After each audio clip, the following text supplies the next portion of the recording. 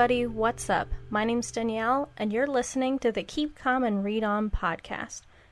And today, I have a very special episode for you. So, a few weeks ago, I released an episode titled Adam and Dog, and I was talking about a short film and tying it into something I call novel art, which I basically consider things that aren't novel but have novel qualities. So that can be a music album, a movie, a TV show, a comic book, or anything under the sun that's art that, resembles a novel. Very basic, right? And today, I have the special privilege of sharing with you an interview I had with a man named Jordan Taylor. Jordan is one of 3 members of a YouTube channel called Blimey Cow. Blimey Cow posts satirical videos about politics, about religion, about what to say to a girl without being awkward or to a boy without being awkward. They are most notably known for their homeschooling videos, which is how most people came to their channel. And Jordan has just released his own music album called Long Drive, which I reviewed a few weeks ago. I'll put a link to it in the show notes, my review. And I was lucky enough to be able to get in contact with him, and he listened to the episode, and, we decided to schedule an interview, and that is what you're going to listen to now. So, real quick, I just want to thank Jordan for coming on to do this interview. It went really well, and guys, he's really humble, he's a really awesome guy.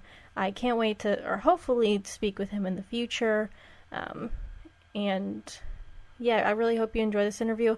And obviously, it's not about books, but that's not the point. The point is that we're talking about an album that kind of speaks to you in a novel way that resembles a novel. And I think Jordan's album, Long Drive, really does that. And so I hope you enjoy this interview and the insight that Jordan gives to the album process. And yeah, that's basically it. Enjoy, guys.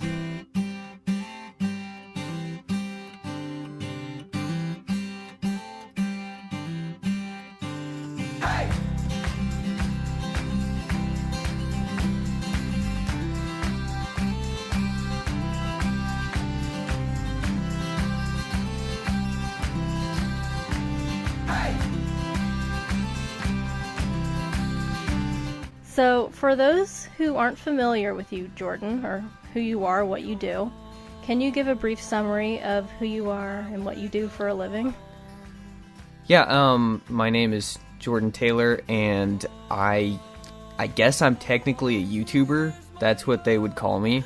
I make videos with my family, and I post them onto the internet, onto YouTube, and that's the job. That's what's paying the bills. That's what I'm having fun doing. So it's exciting, and now I'm getting into music, which is something that I've gotten into for a long time, but I guess it's like the first time that I've really shown anybody much of anything with it. So yeah, sounds like the dream job. It is. It's the dream job. Nice. It's fun.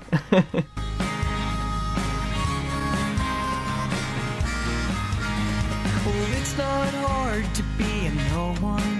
Another face in the crowd, your eyes on the ground, but everything in my bones. So we're going to get into your album now. Your album began as an instrumental record, but later switched to the majority of tracks having vocals. What was behind the decision to switch things up?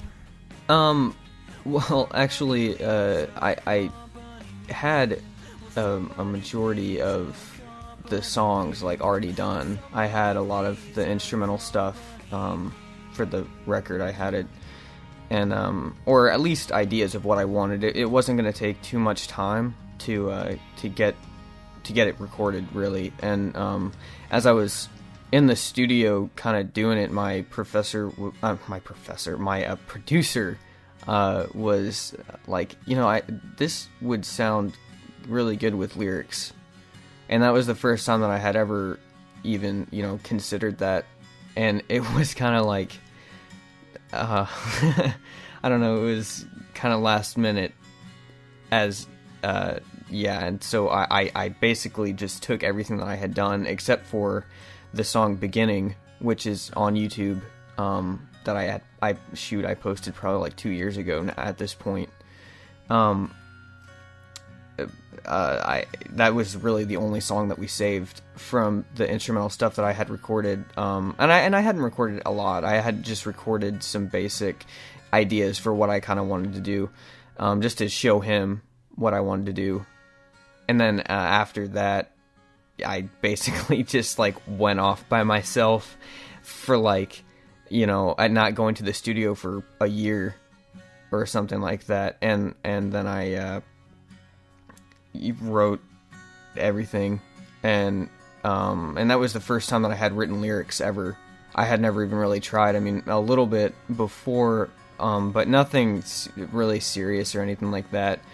And so that was a huge learning experience, and but it was kind of my producer's fault, and it which makes me feel good to tell him that, because I know the project took a lot longer than he thought it was going to, but I'm always like, Chris, you said that it needed lyrics. This is your fault. So that was always a good laugh at the studio. But yeah, it was just kind of, I don't know. It was kind of last minute, but it worked well. Me and Josh really, felt like it needed lyrics on it, and I'm glad that there's lyrics. I'm glad that the record turned out the way that it did. Yeah, it was really. I mean, I really liked the lyrics as well, and it was like an interesting change, but it really worked for you. So congrats with that. Yeah, well, thanks. I hope that it that it turned out well. I mean, I really like it, and all my friends that I've shown have told me that it's like, it actually feels like a real CD. Which when you show your friends stuff, it's like they can be interested in something because their friend did it. Like, oh, this is cool, my friend made a CD, but it's like this actually seems like a real like record, not just like it's cool that you did it. Like it actually sounds really good. So that was, it was really encouraging.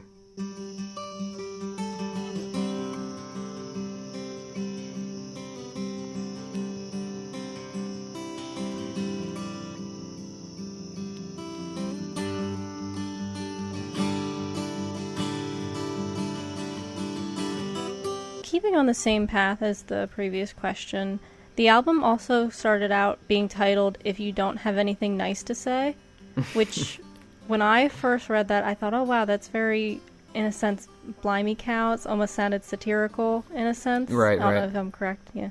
But what made you decide to take this different approach and title this Long Drive? Well, yeah, I mean, like it was supposed to be funny. I mean, an instrumental CD, if you don't have anything nice to say. But so as soon as I realized there was going to be lyrics, I had no idea what the title was going to be. I mean, I even still considered it being If You Don't Have Anything Nice to Say, or it just calling it Don't Say Anything at All, or Don't Say Anything. I thought about naming it that for a long time, but I don't know. I didn't even come up with the title until probably 2 weeks after the CD, or before the CD was done. Oh, okay. Wow. But yeah, I guess that's the answer. That's really interesting, the creative process, it seems, of just like coming up with things, like you said, like 2 weeks before or whatever. Mm-hmm. Such kind of short notice, but it works really well. Yeah, well, Long Drive. Thank you. I definitely wanted it to be the title to be from one of the songs on the CD, and I just wasn't exactly sure which one. But then, after everything was said and done, and I listened to the whole thing, basically, I knew that it should be called Long Drive.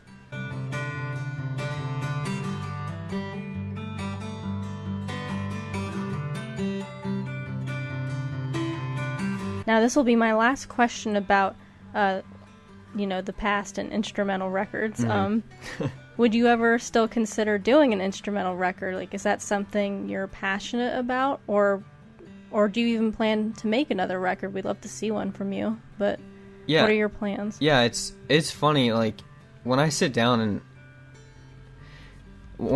just play, like I've always done, I don't know, for however long I've been playing now, like, that's always what I play, is just instrumental stuff. I just sit around and make that up, even if I don't remember what I'm playing, like, that's just, I don't really think of what a melody would sound like. It's always starts off with me thinking, this is going to be an instrumental song, what is it going to sound like?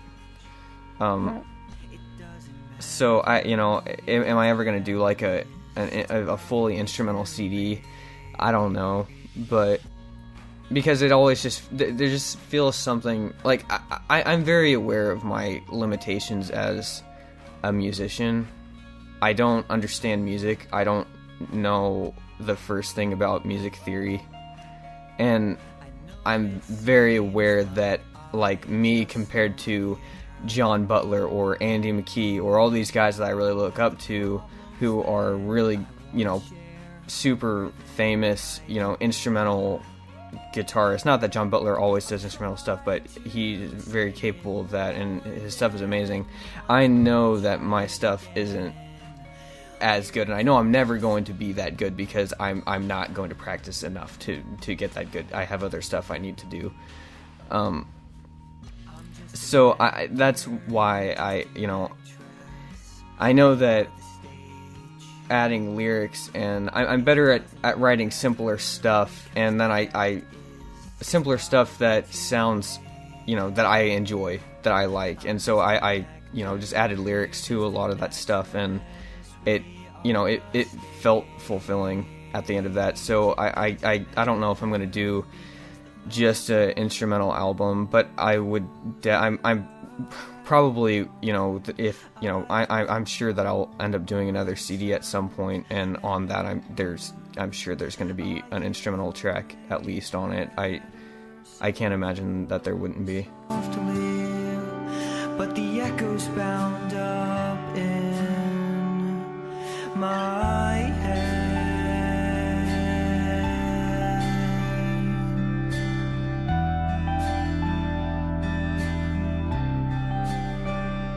Being a Christian in the mainstream, a YouTube mainstream, I mean, I wouldn't say Blimey Cow's a household name, but at the same time, when I bring up Blimey Cow to my friends, most of them know who you guys are.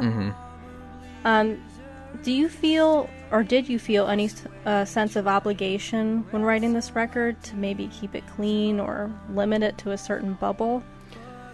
Well, that's the thing, is like, it,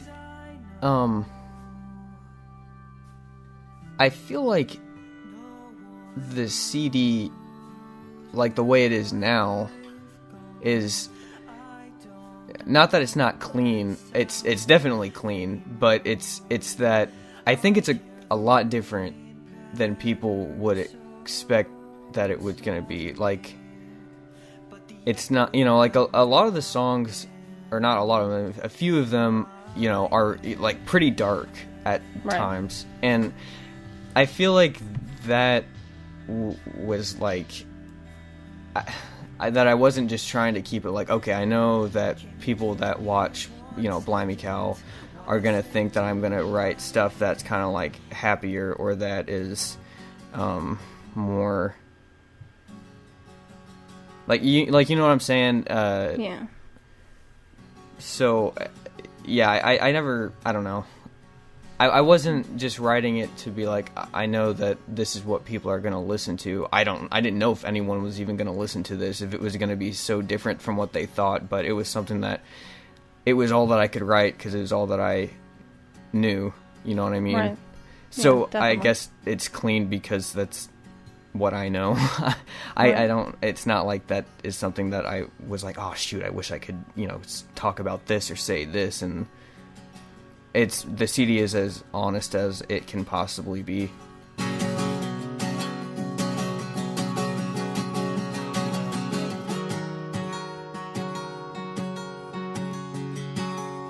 you just talked about some of your musical influences. Did you have any other musical influences when writing and recording this album? Yeah, like I said, Andy McKee was, if you haven't, like, ever seen him play, just look up on YouTube Andy McKee, and it's just unbelievable. He's the reason why I wanted to start playing guitar, and he's the reason that song Beginning even existed, because I didn't really know how to play guitar, and then I listened to one of his songs. I can't remember which one it was, and then after that I started trying to like learn his technique and stuff, and then Beginning came from that, like probably 2 months later. Oh wow. But that's awesome. It was, I don't know, him and John Butler and, you know, Jimmy Eat World especially. I mean, I just love how Jim Atkins, the lead singer, he's the writer for the lyrics, and he's just, I love how he, in each song, how he goes about, you know, having a setting and kind of telling a story, you know, in each song, and it's, you know, and definitely Relient K as well, and whoever else I'm missing this day and age. Oh yeah. They don't exist anymore, but no. Well, in another form, sort of, I guess. Yeah, Pompton right. Lakes. Okay. Yeah. But yeah, definitely more so this day and age than Pompton Lakes. Yeah. This is kind of an off-the-cuff question, but I know you were saying in your Kickstarter or somewhere that I guess the lead singer from Pompton Lakes was going to help you out on a track. Yeah. Was he ever able to do that? No, it didn't work out. He ended up being busy, and he tried really hard to get to. We both tried to get him to come to Nashville to record, but it just ended up being too busy, and he was really sad that he couldn't come and do it. But hopefully next time around we'll be able to get it to work out.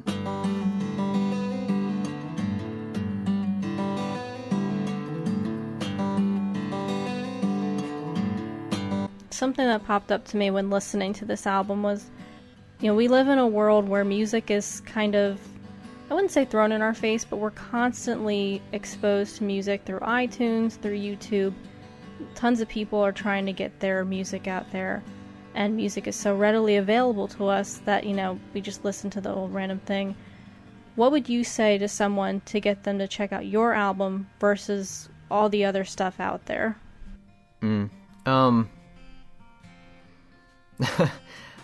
That's it's funny. It's like I've never really that's what's so bizarre is like I've never really thought about like how do I try and get somebody to listen to something that I've written. It's if I guess if I had to say like tell them something, it would just be if I don't know. It's the most honest CD that I could have written.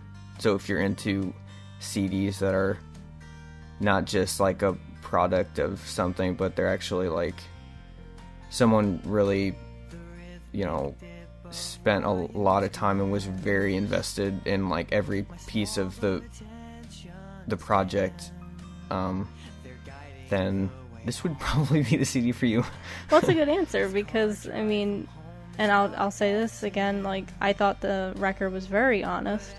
Because I get what you're saying about you want to make something honest and release it, but not just make something because it's what people expect. Right. And that, and that's like that's the thing. It's like, I don't want people to think like, oh, because YouTubers always try and, make money a bunch of different ways. They don't want all their eggs in one basket, basically. It's like, so it's not like I didn't even think about this CD as being something that I could make money from, which, as dumb as that sounds, I'm not a very like money oriented person. Like I'm not that's something that I don't really deal with that much, and other people kind of deal with that more than I do. Mm-hmm. but I don't know. I don't exactly know what I'm trying to say, but it's not something that I was like, oh, I could make a lot of money from doing something like this. If nobody buys it, that's fine. Like, it's just something. I've always played guitar, and it's something that I've done even before I, even was really on YouTube. I mean, like, got, more popular on YouTube. So it's just something that I've always really loved doing, and it's not something I just did just because I'm trying to make money from it.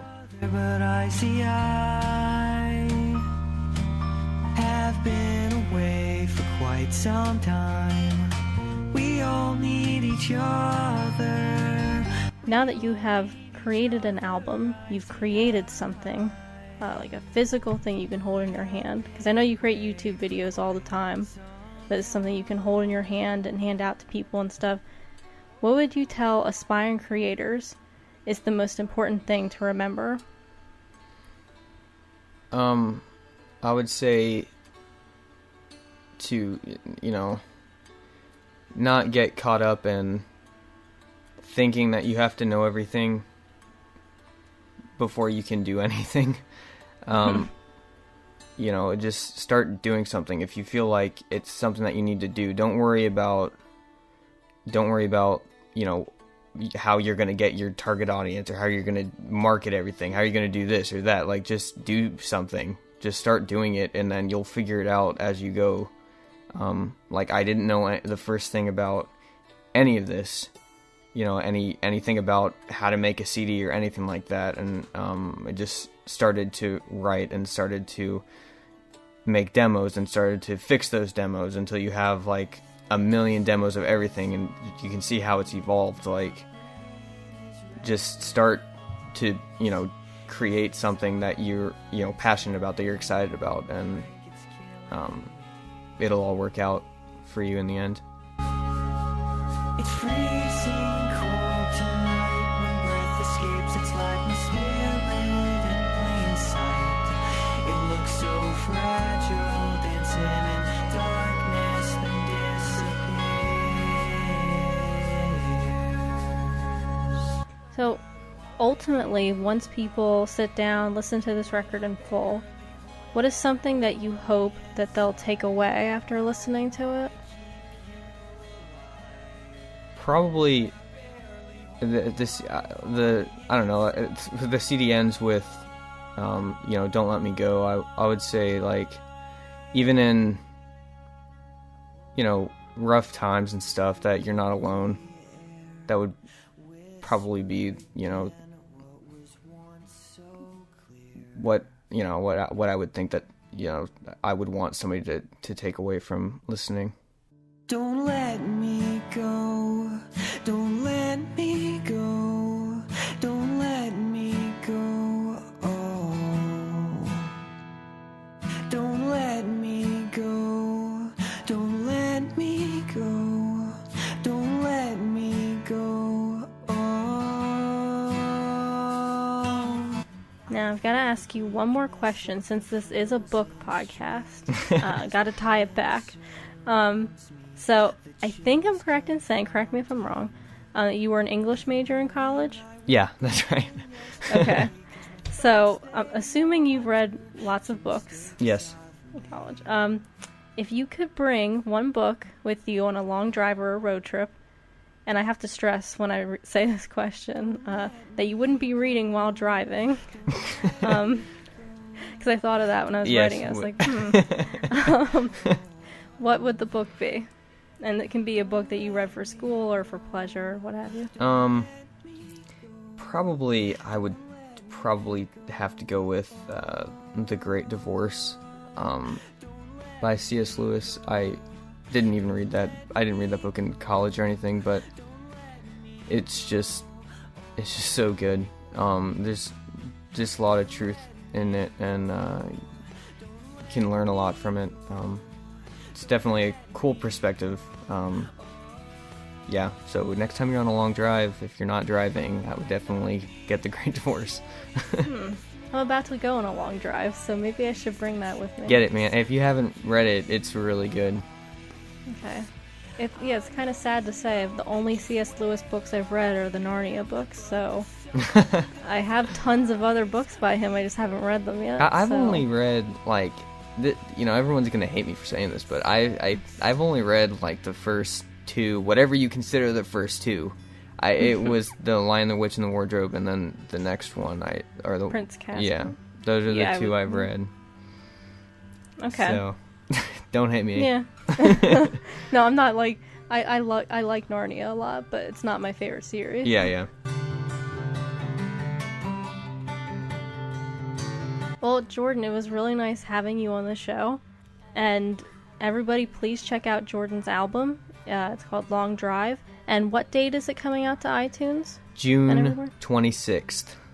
Okay, cool. Yeah, so if it's going to be June 26th, it's going to be on iTunes, Google Play, and Amazon, whatever it's called on Amazon. I don't know. I don't use Amazon for music. I use iTunes, but it'll be on those three places. So. All right, awesome. Cool. All right. Thanks for being on here, Jordan. Thanks so much for having me.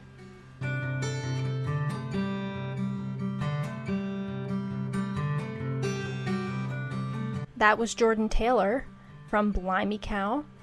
You can buy his album Long Drive, as he said, on June 26th on iTunes, Amazon, and Google Play. And you can follow Jordan at Messy Jordan, or Messy_Jordan on Twitter. And I will put a link to Blimey Cow's YouTube page and any other place you can find Jordan. The link will be in the show notes. So once again, I want to thank Jordan for coming on the show, and I encourage all of you to buy his album when it comes out. And that's it for me. So thanks for listening, guys. I hope you enjoyed the interview, and I will talk to everybody next week.